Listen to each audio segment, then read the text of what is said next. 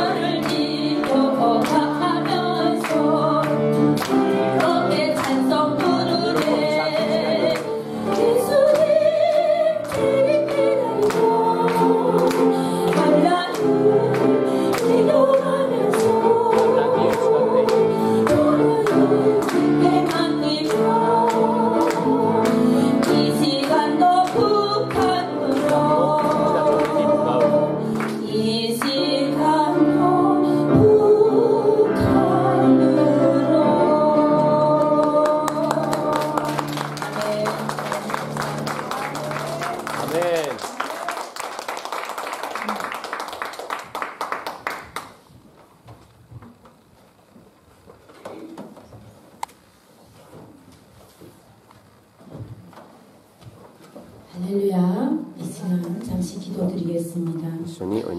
사랑이 많으신 주님 감사합니다. 하나님의 가운데 동경중앙교회로 불러주시고 하나님 특별히 이강원 목사님과 이다니엘 목사님 심한 이 교회에서 하나님의 영광을 나타내게 하시니 감사합니다. 너무나 부족합니다.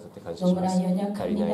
하지만 하나님이 함께하여 주셔서 이 시간에 귀한 간증을 나누기를 원합니다. 부족한 여종의 입술을 하나님 친히 주관하여 주시고 하나님 엘리야에게 주셨던 갑자기 영감으로 하나님 성령의 충만한 기름 부으심으로 임하게 은총 내려 주시옵소서. 모든 것에 감사합니다. 거룩하신 예수님 이름으로 기도드립니다. 아멘. 이 시간 하나님이 우리에게 말씀하십니다. 야곱아 너를 창조하신 여호와께서 지금 말씀하시느니라. 이스라엘아 너를 지으신 이가 말씀하시느니라. 너는 두려워하지 말라. 내가 너를 구속하였고 내가 너를 지명하여 불렀나니 너는 내 것이라. 할렐루야. 이 시간 이곳에 모인 우리 탈북민들은 한 사람도 이 말씀이 우리와 상관없는 말씀으로 들려지는 사람이 없는 줄로 저는 믿습니다. 우리는 부족하고 연약합니다. 하나님은 우리를 너무 사랑하여 주셔서 우리 저 북한 땅에 정말 너무나 식량이라는 그러한 양식의 고통을 허락하여 주셔서 우리를 대한민국까지 인도하여 주신 줄 저는 믿습니다. 그래서 우리가 정말 이 땅에서 태어나게 목적을 깨닫게 하시고 하나님을 믿게 하시고 왜 하나님을 믿어야 하는지 그 하나님을 믿음으로 인하여 우리의 삶이 어떻게 변화되는지 우리가 왜 하나님 앞에 거룩한 소명으로 부르심을 받았는지를 깨닫게 하여 주셨습니다. 저는 1964년에 북한 땅에서 태어났습니다. 그 땅에 태어났을 때는 1964 저희들은 年北朝鮮で生 몰랐습니다. まれました。 저는 특별하게 우리 모두가 태어났을 때는 私が生まれた時には 아버지, 어머니라는 이름 대신에 위대한 김일성 대원수님 고맙습니다. 김정일 원수님 고맙습니다. 라는 이러한 언어부터 우리는 배워야 했습니다. 우리가 그렇게 하고 싶어서 한 것도 아니고 그 땅에 그 나라의 체제의 주체 사상이라는 그 너무나 어마어마한 그 체제가 우리를 그렇게 만들었습니다.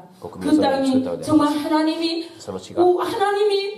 통치하는 그 땅에 오직 우상화 김일성이라는 그 가족이 그곳에 정말 자리를 잡고 있었고 우리 모두를 그렇게 정말 만들어 갔던 것입니다. 그렇게 유치원으로부터 중학교를 졸업하고 또 그리고 고등학교를 우리는 1900 결혼도 하였고 1994년에 김일성이 드디어 사망하게 되었습니다. 김일성이 사망 우리도 북한 땅에서 살 때는 정말 왜 이렇게 힘들게 살아야 할지 64년에 태어나는 그 기간 동안에 94년까지 김일성이 죽을 때까지 계속해서 양식이 부족하였습니다. 다른 가정은 어찌 되었는지 모르지만 저희 가정은 너무나 어렵게 살았습니다. 배급이라는 것을 줍니다. 북한에는 이제 일을 아빠 엄마가 일을 하면 이제 통장으로 줍니다. 그 통장 이제 700, 500 이렇게 300 우리는 어린이는 300인데 그런 한 달에 보면 보름에 한 14kg, 17kg 정도의 배급을 탑니다. 그걸 타가지고 이제 보름을 살고 보름 있다 또 14kg 정도 타는데 그걸 가지고 온 식구 6인이 살고 있었는데 저희 형제는 5형제였고 아빠 엄마에서 7가족 7명이 살고 있는데 이렇게 양식이 부족해서 계속해서 어머니는 양식을 미싱을 하면서 옷을 지어가지고 또 그렇게 농촌이겠다 보면 가을이면 그곳에서 이제 받아다가 또 양식을 바꿔다가 이렇게 보충하며 살았었습니다. 그러던 어느 날에 94년도에 들어서면서 김일성이 죽으면서 인민문화 대공전에 그 금수산 의사당에 김일성이 죽은 시체를 갖다가 약물 처리를 해가면서 위대하신 김일성 동지는 영원히 우리와 함께 사십니다. 함께 계십니다라고 하면서 그 우상을 그대로 하면서 인민들은 어떻게 먹고 살든지 간에 그때 이후로부터 북한 땅에 드디어 고난의 행군이라는 것이 시작되었습니다.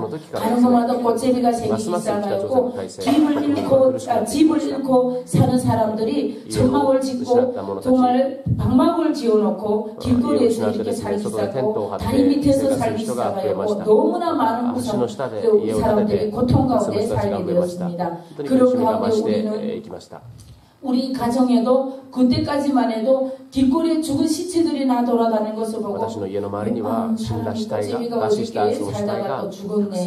그저 이 정도였어요. 꽃제비가 죽었네. 그렇지만 우리가 도와줄 길이가 없었습니다. 왜냐하면 저희도 양식이 떨어지니까 어떻게 하나 하루하루 살기 위해서 업적같이 막 활동을 하면서 먹을 것을 구입하면서 살아가야 했기 때문이었습니다.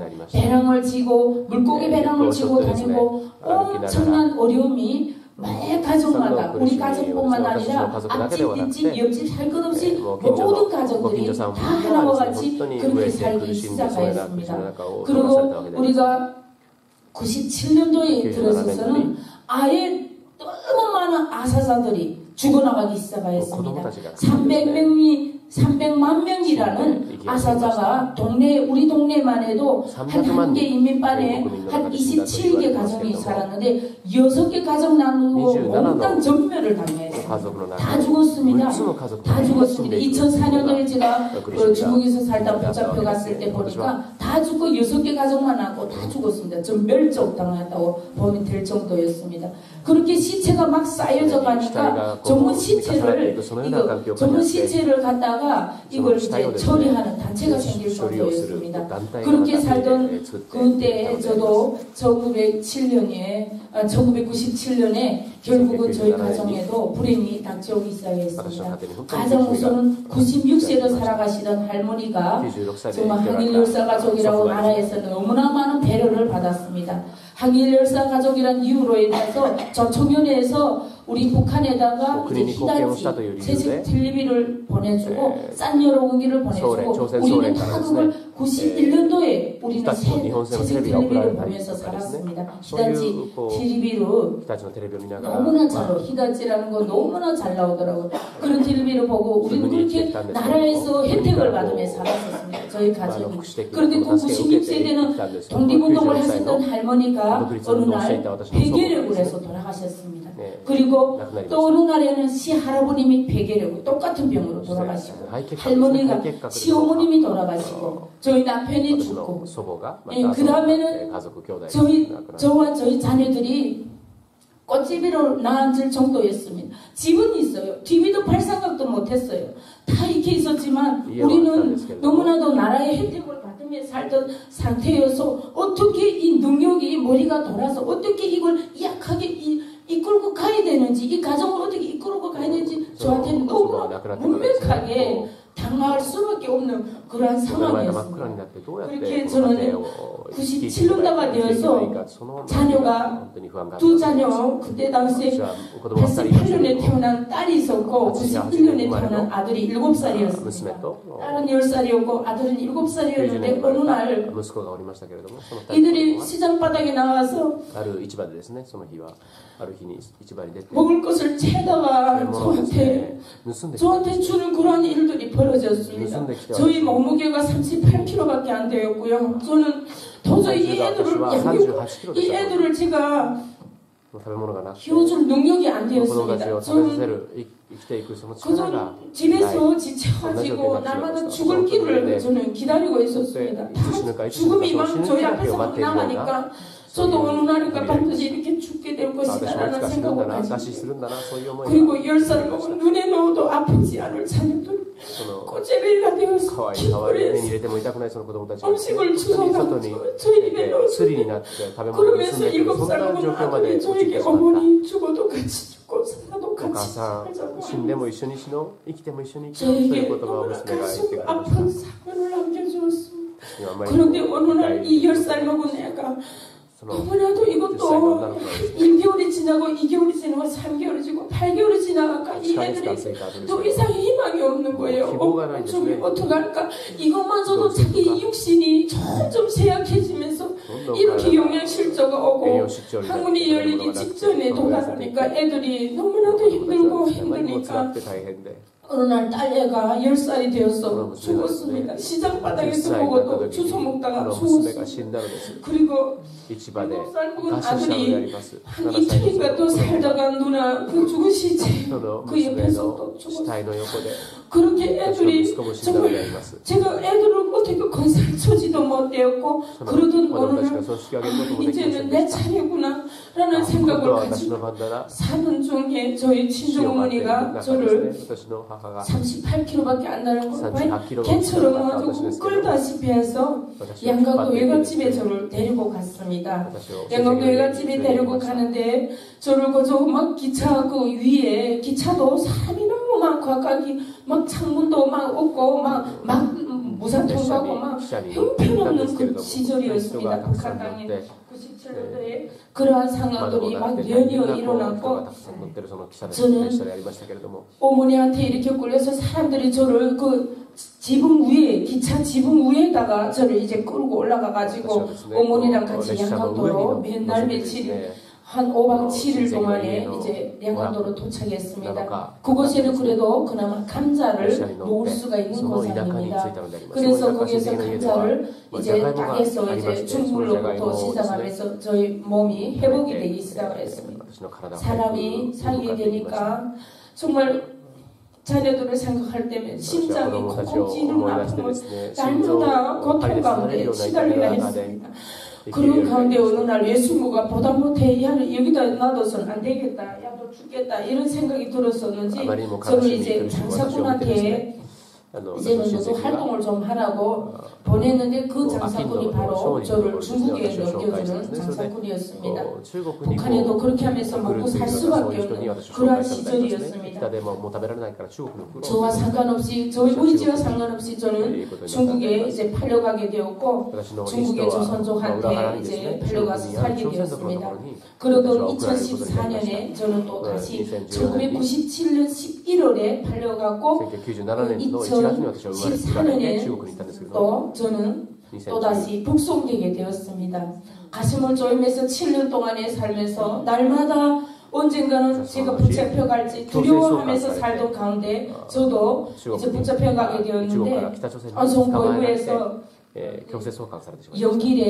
연길 감옥에서 동문평방에서 결국은 원성보이부로 넘겨지게 되었습니다. 그 시간부터 시작하여 정말 지옥의 연속이었습니다. 북한에 붙잡혀가는 순간에는 우리의 마음 가운데는 여기 있는 탈북민들 한 명도 그런 저희 이 간증이 다 마음에 닿을 겁니다. 한 명도 북한이 어떤 땅인지 다 알기 때문에 저희 이 간증이 진실된 간증인지 이분들은 다 알고 있습니다. 마음이 두근두근거리고 심장이 울렁울렁거리고 과연 나한테 어떤 영이 떨어질지 내가 어떤 감옥에 몇 년 형이 떨어질지 그렇게 마음을 조이며 건너가 북한 보위부에 끌려가가지고 넘겨져가지고 그 이후부터 시작해서 계속 몽둥이에 맞아야 되고 솔직하게 말하는데도 계속해서 정확한지를 5번, 6번을 이걸 반복을 하게 원성보위부에서는 한 사람 한 사람씩 이제 신문을 하거든요. 어떻게 중국에 가서 어떻게 살았는가, 한국 드라마를 봤는가, 교회에 다녔는가, 너는 어떻게 살았는가 이런 거를 계속해서 물어보는데 그것이 똑같지를 않으면 또다시 신문이 들이고 고문이 들어가고 막 몽둥이를 때리고 하는데 옆에서 어떤 사람이 다리 부지거져서 막 기절하는 것을 저는 보았습니다. 두 명씩 이쪽 방에서 이쪽 방으로 하는데 벽을 얼마 차이를 두고 막 각 사람이 이렇게 하는데 그러는 가운데 저는 계속하여 솔직하게 말을 했습니다. 어떻게 넘어가게 됐고 저희 가족이 다 죽은 걸 아니까 이분들이 저를 3번 반복이 되니까 넘겨놔 주더라고요. 그리고 온갖 단련, 노동 단련을 받고 원성보위부에서 원성도 정신지교소에서 온갖 죽음의 시체들을 봐가면서 고통이 견디기 힘드니까 사람들은 달리는 차에 몸을 던지고 어떤 여자는 막 너무 맞아서 간이 파열이 돼 죽었습니다. 그런데 간이 파열이 돼 죽은 그 때린 사람이요 끝까지 우리를 또 다스리고 하더라고요. 우리가 사람을 때렸으면 북한이나 일본이나 어디나 사람을 때렸으면 그것이 법적으로 문제가 되는데 이 땅은 그런 땅이 아닙니다. 그러면서 많은 고통을 저에게 하나님이 지금 생각하면 하나님이 저에게 보여주셨다는 것 저는 믿습니다. 그 아픔을 줘야 그 고통을 나한테 줘야 제가 북한을 위해서 눈물 흘리며 기도할 수가 있었답니다. 그러는 가운데 그렇게 많은 단련을 마치고 저희 고향 함흥까지 가게 되었습니다. 저는 함경남도 함흥에서 태어났고요. 그래서 함흥에 가서 함흥에서부터 정치부장이 저한테 어떻게 된 사연을 묻기 시작했습니다.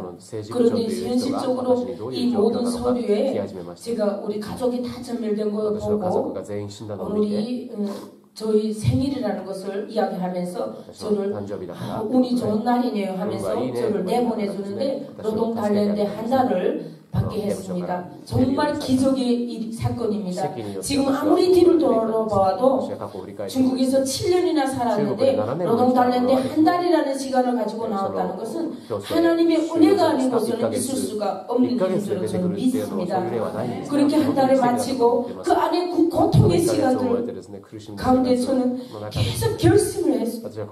내가 처음에는 나의 의지와 상관없이 제가 중국을 가게 되었지만 이곳에서 나가게 되면 나는 정말 내 양손의 사람들을 데리고 이 땅을 탈북하리라. 저는 그런 결심을 가지게 되더라고요. 너무나도 힘들고 너무나도 마음이 아프고 이 땅을 너무 새롭게 7년 만에 보는 그 땅이 너무 속을 푸고 너무 어설프고 위대한 스승 김일성 동지 이런 구호 같은 건 너무 내 마음 가운데 닿지를 않습니다. 이 소리는 단원에 충실해야 되고 오직 위대한 스승 김일성 동지를 위해서 내 한 마음을 목숨으로 사수해야 되는 그 마음이 다 없어졌습니다. 그러는 가운데 저는 그곳에서 다시 이제 한 달을 마치고 이제 이집원에는 탈북을 하였습니다. 중국을 시간상 관계로 구체적으로 어떻게 탈북이 되는지 너무나 그런 사연들이 많지만 그렇게 할 수는 없고 이제 탈북을 하게 돼서 중국으로 건너갔고 2014년 3월에 붙잡혔다가 2014년 11월 말일에 도착했습니다. 중국으로 다시 돌아왔습니다. 그리고 제가 2005년도에 생각지도 않게 크로싱 영화 주인공이 크로싱 영화 차이표가 아니라 실제 주인공 탈북민이 저희 동네를 찾아왔습니다. 기족과 같이 찾아오셔서 탈북민들이 5명이 살고 있었는데 3명은 그분을 따라 나섰습니다. 그런데 한 분은 또 시댁에서 전혀 그분을 가지를 못하게 해서 못 갔고 2명은 결국 동네를 떠나서 한국행으로 길을 나섰습니다. 길을 나선 것이 바로 중국 북경의 어느 아파트였습니다. 거기로 저희를 인도하였습니다. 그리고 5명을 거기가 놓고 다른 탈북민들에서 5명을 놓고 본인은 돌아가셨고 그때 이제 미국의 국적을 가진 선교사님이 저희를 맞이하였습니다. 여자분이 63세였는데 지금도 수원에서 지금 이제 계속해서 탈북민 사역을 하고 계십니다. 그리고 그분이 우리를 인도하시고 그때부터 우리에게 성경책 하나씩 주면서 하나님을 만나기 전에는 절대로 한국으로 갈 수가 없다. 왜냐하면 하나님이 길을 열어주셔야만 여러분들은 움직일 수가 있기 때문입니다. 나는 아무런 힘이 없습니다. 하나님이 길을 열어주셔야 하기 때문에 여러분들은 이제부터 이 성경책을 가지고 성경 공부를 시작해야 하고 성경 공부를 하는 도중에 주님이 길을 열어주시면 여러분들은 무사하고 안전하게 갈 수가 있습니다. 라고 하셨습니다. 그리고 성경책을 주셨는데 주시고 이분은 문을 잠그고 돌아가셨습니다. 그때부터 우리들끼리 성경 공부를 해야 합니다. 창세기 1장부터 써야 됩니다. 필독을 하고 그리고 오카노 목사님의 설교 테이프 녹음기를 하나 갖다 주셨어요. 그리고 테이프를 한 50개 정도 갖다 주시는데 그 설교 테이프를 들으면서 써야 됩니다. 설교 내용을 다 써야 돼요. 그리고 그 기록이 곧 목사님에게 바쳐지는 얼마나 내가 충실하게 했는지 바쳐지는 그런 대가였습니다. 바로 양식을 그저 너희에게 주는 이유 대가 너네는 이걸 하라. 말씀을 쓰고 외우고 기도하고 하루에 기도는 1시간 기도를 해야 한다. 그러나 자유다. 시간은 내가 하고 싶은 대로 하는 것이다. 그리고 매 사람이 일과를 짜고 그대로 실행하라고 하셨습니다. 그런데 우리가 그렇게 그곳에 있는 동안에 3명은 먼저 이제 한국으로 가게 되었고요. 2명이 남았습니다. 14살 먹은 손미란 애하고 저 남았는데 계속해서 말씀을 쓰고 외우고 하던 중에 어느 날 하나님은 저에게 성령님을 만날 수 있는 기도를 하게 해주셨습니다. 이제부터 하나님 7일 후에 밤 12시 금요일 밤 12시를 하나님 앞에 작정하고 기도하였습니다. 하나님 인격적인 하나님을 만나기를 원합니다. 성경에서 말씀해 볼 때 모세 가시떨기 나무 불꽃 가운데 임하신 하나님이 저에게도 임하시기를 원합니다. 하나님 저에게 나타내 보여주시면 저도 예수를 믿을게요. 믿어도 확실하게 믿고 살아도 주를 위해서 살고 죽어도 주를 위해서 살겠습니다. 하나님 도와주세요. 하나님 나에게 나타내 보여주세요. 라고 기도하기 시작했습니다. 그 후 일주일이 지나서 밤 12시가 되었습니다. 약속대로 무릎을 꿇고 하나님 앞에 기도하였습니다. 한 14분 정도가 지나서 하나님이 주기도문을 비롯하여 하나님 북한 땅을 향해서 기도하게 하신 그 14분 지나서 갑자기 저희 혀가 꼬부라지면서 르르르르 사바라 카바라 카사바라 방언이 터지기 시작하였습니다. 방언이 터지면서 앉았던 자리가 열렸어요. 궁창이 열리고 하늘에 천국이 보이면서 십자가 군병들이 저 멀쩡히 앉아있는데 군병들이 보이면서 하나님이 앞으로 내가 너를 지명하여 불렀나요. 너는 내 것이라. 내가 너를 두려워하지 말라. 내가 너와 함께하리라. 오히려 서로 너를 붙들리라. 하나님이 빛을 발하사 저를 사용하시다는 강력한 메시지를 저에게 주셨습니다. 저는 그 자리에 꼬꾸라져서 하나님 앞에 회개하고 지금까지 기도했던 모든 것을 구하는 것이었고 이제는 하나님이 하나님 앞에 모든 것을 내려놓게 하는 시간들이었습니다. 회개하면서 제가 지었던 모든 죄성들이 장면을 보여주시면서 회개하게 하시는데 그 시간이 3시간이나 걸렸습니다. 진실한 회개를 통해 하나님이 저에게 음성을 들려주시기 시작하였습니다. 행함이 없는 믿음 죽은 자와 같다라고 하셨습니다. 하나님 앞에 온전히 드려지는 삶 그 자체라는 것을 저에게 깨닫게 해주셨습니다. 날마다 기도할 때는 감사로 시작하게 하셨고 날마다 회개와 함께 진정한 하나님 앞에 드려지는 감사로 모든 기도를 마칠 수 있는 기도의 순서까지 저에게 친히 가르쳐 주시기 시작하였습니다. 그러면서 저에게 그 기도하는 시간이 5시간이나 걸렸습니다. 너무나도 하늘나라 그 찬양과 함께 율동으로 방언으로 찬양이 되었고 주님을 찬양하며 예배하는 시간들이었습니다. 그러한 시간들을 지나서 이후부터 시작하여 날마다 성령님에게 제가 붙잡히게 되었고 날마다 내가 너를 위하여 성령 하나님이 얼마나 많은 기도를 중보 기도를 하시는지를 깨닫게 해주셨고 정말 북한의 그 자녀들이 죽은 그 두 자녀에 대한 그 가슴 아픔이 사라지게 해주셨습니다. 한마디로 치료해 주셨습니다. 그 이후부터 저희 마음 가운데 날마다 감사로 넘치게 해주셨습니다. 사나 죽으나 주님의 것이요 아버지 나는 주를 위하여 살겠습니다. 이제는 하나님의 거룩하고 이런 손이 붙잡힌 바가 되었습니다. 하나님 앞에 쓰임받는 자가 되기 원합니다. 하나님 크게 들어 사용하여 주시옵소서. 라는 하나님 주셨습니다. 그러나 가운데 하나님 여호와는 나의 목자시니 내게 부족함이 없으리로다. 그가 나를 푸른 풀밭에 누이시고 실만한 물가로 인도하시는 하나님이 되심을 알게 해주셨습니다. 원수의 목전에서 내게 상을 차려주시고 기름을 내 머리에 부으셨습니다. 내 삶을 넘치게 주고 주시는 줄 저는 믿게 되었습니다. 내 평생에 선하신 가인자심이 반드시 내가 이용하지 영원히 살리는 할렐루야. 하나님은 저에게 끊임없이 그 이후부터 날마다 성경 충만함을 허락하여 주셨습니다. 날마다 주를 위해 살려서 하나님이 나에게서 떠나신 적이 단 한 번 1분 1초도 없다는 것을 저에게 보여주셨습니다. 때로는 실망합니다. 때로는 좌절합니다. 그 좌절을 통하여 주님을 더 알게 하시고 그 좌절을 통하여 또다시 회개하게 하시고 하나님이 날마다 성숙된 자로 이끌어 가셨습니다. 그래도 저는 2007, 2008, 2007년에 하나님이 저를 그곳에서 이끌어내셨습니다. 2005년 5월에 그 장막에 들어갔는데 2007년이면 1년 8개월이라는 시간을 그곳에서 계속해서 하나님을 알게 하시고 그 이후에 저를 한국으로 불러주셨습니다. 저는 끊임없이 하나님 앞에 하나님 저는 무조건 한국을 가겠습니다. 오직 그 기도가 떠나지 않더라고요.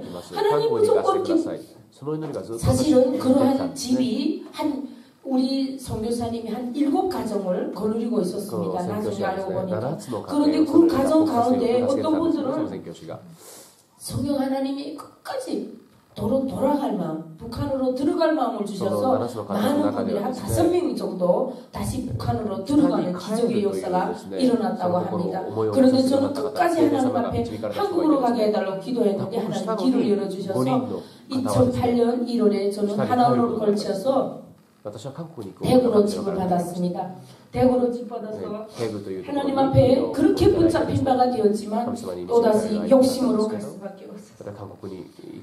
회사에 취직을 하였고 회사에 취직하여 일을 열심히 하는 가정에 저희 회사에서 저보고 예수에 미친 아줌마라고 북한에서 온 아줌마 예수에 미친 아줌마라고 저보고 이야기했습니다.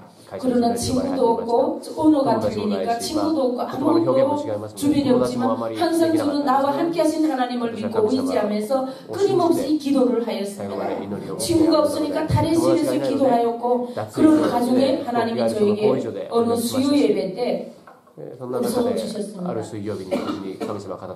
신학을 할 마음을 주셨습니다. 그런데 저는 내게 능력 주신 자리에서 내게 모든 일을 할 수 있는 이라는 약속의 말씀이 저는 저와 상관이 없다고 생각되었는데 그때 그 이제 신학을 하라는 한국말을 통하여 저는 하나님이 왜 나를 신학을 하라 하나요? 저는 물었습니다.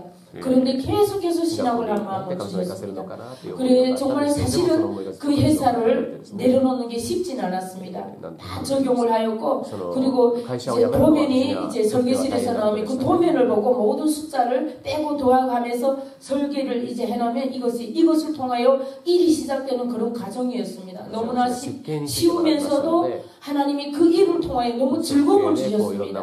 그런데 그걸 내려놓는다는 게 쉽진 않았습니다. 월급도 220만 원을 타기 시작하였고 그 해에 이제 제가 하나님이 저에게 신학을 하라는 마음 메시지를 주신 그 해에는 250만 원을 사장님이 올려주신다고 약속하셨던 그 해였습니다.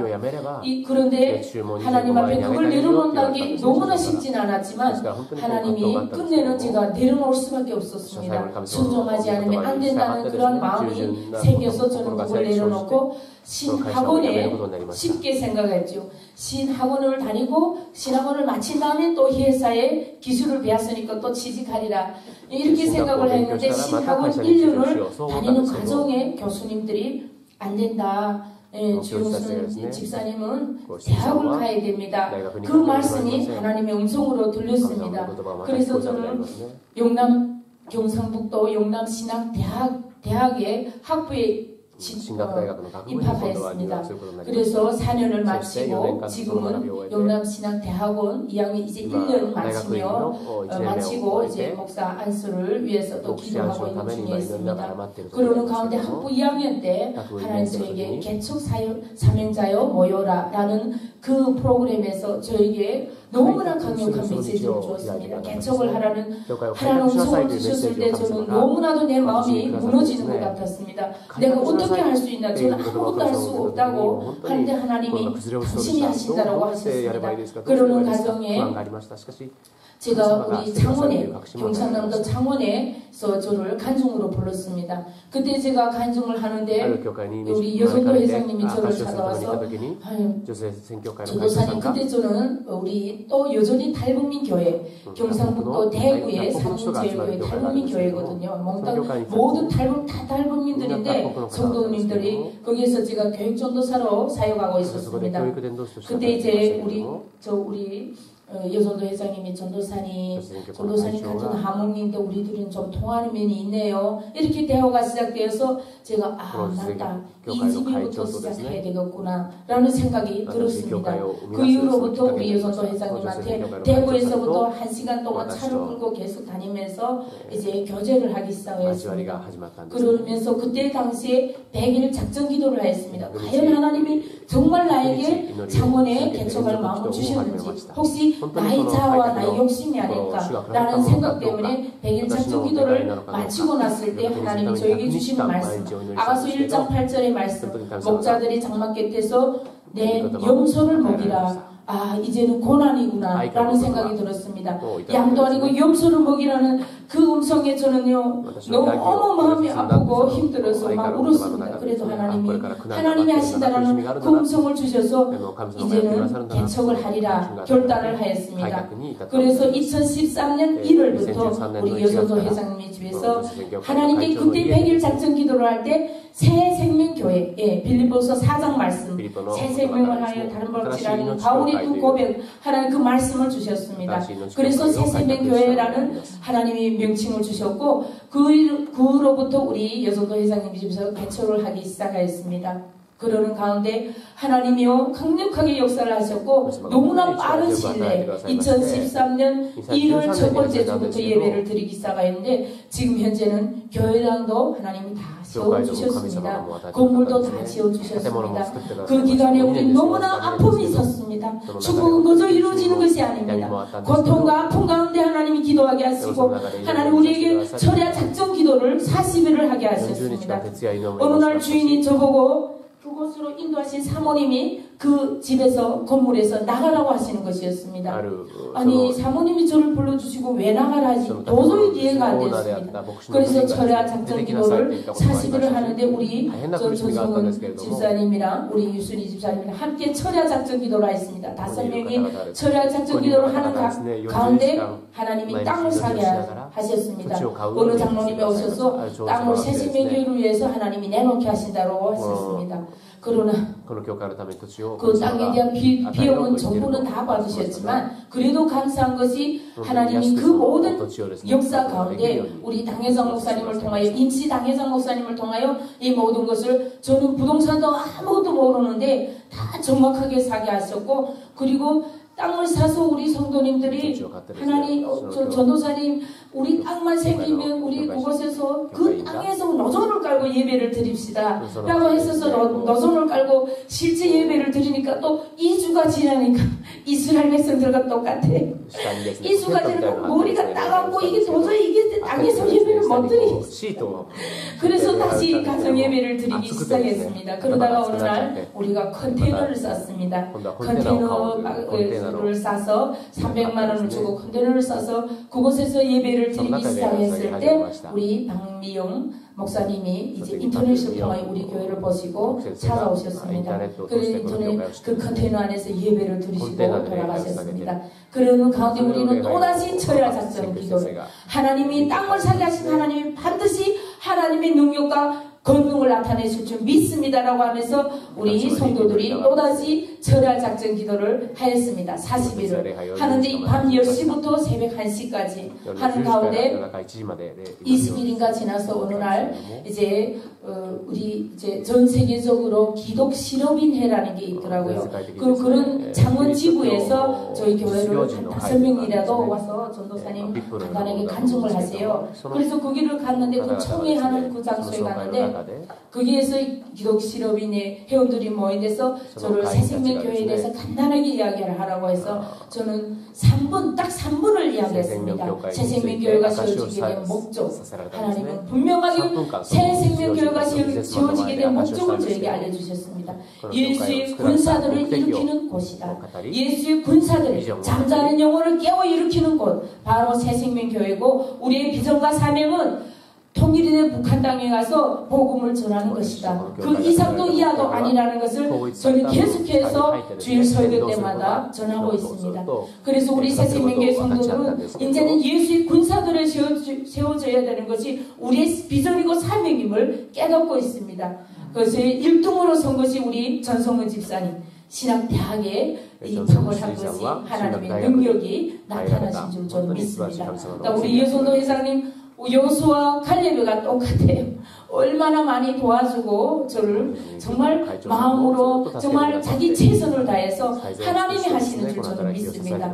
그러는 가운데 그 이제 교회에서 목사님이 3분 동안 말씀을 전하는데 목사님이 감동을 받으셨어요. 그리고 다음날 주일에 너무 마음이 아프셔서 저는 그저 뭐 3분 동안 그냥 그저 이야기를 하고 들어가고 갔는데 목사님이 감동을 받으시고 주일 예배 때 1000명 넘는 교회인데 서문화교회, 창원 서문화교회 목사님이 막 내 속에서 흐르는 눈물을 보았다. 그것이 아버지의 눈물이었다고 하면서 탈북민들이 이 땅에 와서 이렇게 아프게 해줘야 되겠냐고 하면서 막 설교를 하시는데 그때 우리 장로님이 마음 가운데 성령 하나님이 제장로 네가 새생명교회를 지어라 네가 지어라 3번이나 음성을 주셨다고 합니다.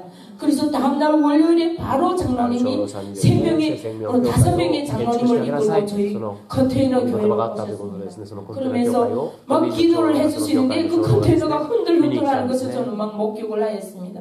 하나님이 이 새생명교회를 우리를 통하여 짓게 하여 주실 줄 믿습니다. 하나님 도와주시옵소서. 모든 건 주님이 이루어가실 줄 믿습니다라고 하면서 장로님이 기도를 하시는데 너무 2개월 동안에 가건물이라는 그런 너무나도 아름다운 건물을 지어주셨는데요. 너무너무 아름답습니다. 우리 교회에 박미영 목사님 오셔서 이제 설교도 하셨는데 너무 저희 사택과 함께 50평 되는 의자 모두 정말 하나님이 하셨습니다. 예, 모든 교회들이 연합하여서 아우러서 초교파적으로 합동해서 저희 교회를 지어주셨고 우리 또 통합 고신 막 여러 개 교단들이 연합을 해서 저희 교회를 너무너무 아름답게 꾸며놨어요. 피아노도 세고 드럼도 시작해서 기타 뭐 너무 이상으로 채워주셨습니다. 너무너무 하나님께 영광 올려드리고 이 자리를 빌어 진심으로 주님께 감사드립니다. 하나님 감사합니다. 하나님 감사합니다.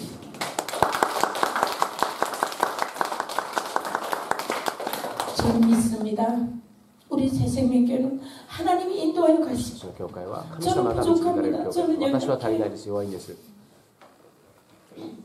주일 예배 때는 하나님이 친히 우리 교회를 예배를 인도해 주신 줄 저는 날마다 믿고 기도합니다. 그런 하나님이 통일을 반드시 빠른 시일 내에 허락해 주실 줄 저는 믿습니다. 너무나 빠른 시일 내에 통일이 허락될 줄 저는 믿습니다. 그래서 우리 새생명교회 성도 한 사람 한 사람 환경으로 지역이 다릅니다. 평안남도 남포에서 오신 분, 강원도에서 오신 분, 항해도에서 오신 분, 한경북도 양강도 각 지역에 있습니다. 이들 모두는 자기 지방에 가서 자기 고향에 가서 하나님을 전파할 때 저는 외칩니다. 우리가 성경책 하나를 가지고 통일된 북한 땅에 가서 하나님의 말씀을 우리가 앉은 자리에서 전하기 시작하면 그것이 바로 교회가 시작될 줄 믿는다라고요. 그러면 하나님의 나라가 우리를 통하여 이루어질 줄 믿는다. 그러면 우리의 성도들이 뭡니까? 40-50명 되는 모든 성도들이 교회를 세워갈 줄 저는 믿습니다. 그렇게 북한 땅에 또다시 예수님의 말씀이 회복되고 예배가 회복되며 하나님의 나라가 완성되어 가는데 부정함 없이 시험받는 저 북한 땅의 교회들과 남한 교회가 하나로 연합되어 열방 가운데 하나님이 세워주시고 이 민족을 궁일히 여기사 전 세계 위에 하나님의 나라를 이루어 가실 줄 저는 믿습니다.